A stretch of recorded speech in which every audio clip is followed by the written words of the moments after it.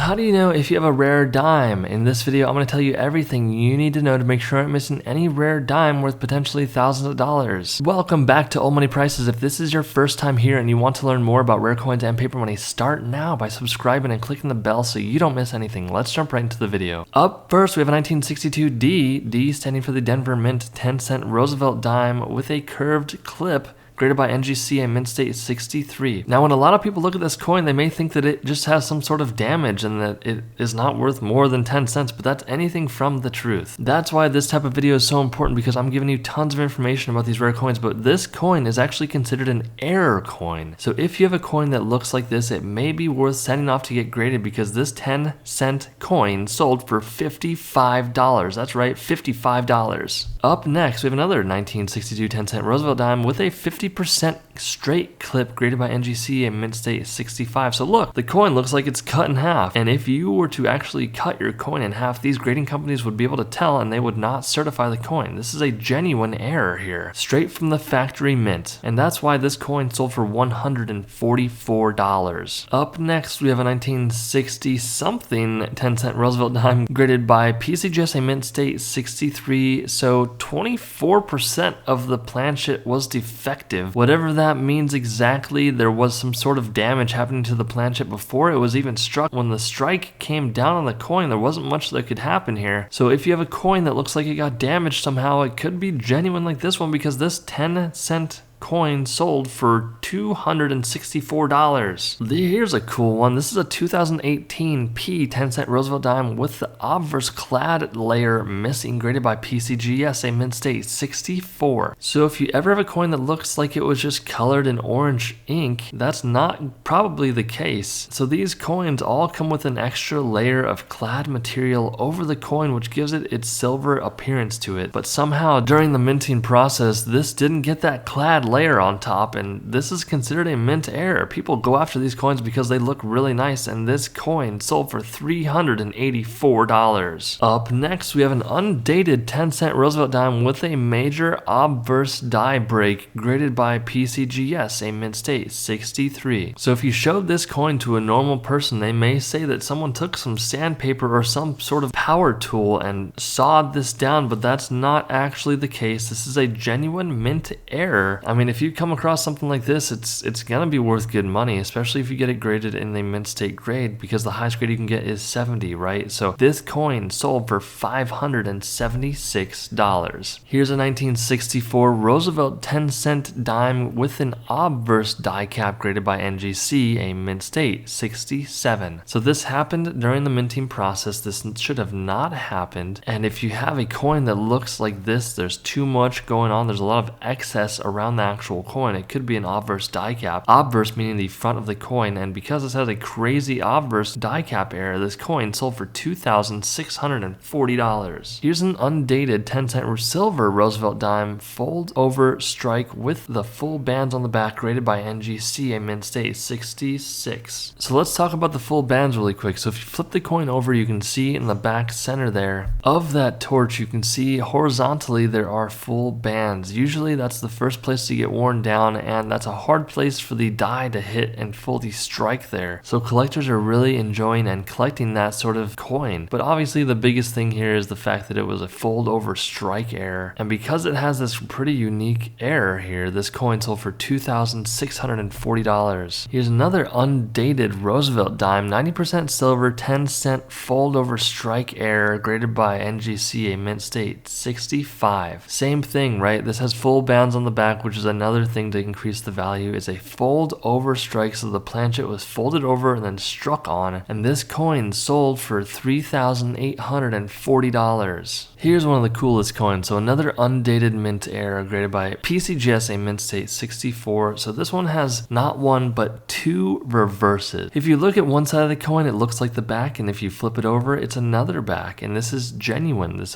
wasn't someone cutting two in half and gluing them together. This is absolutely a genuine mint error, and this is such an obscure type of error. This normally never happens, but it is possible to come across something like this, because this one coin that is a mint error sold for $26,400. Hit that subscribe button. It really does help out with YouTube algorithm. Stay tuned for more, and I'll see you in the next video.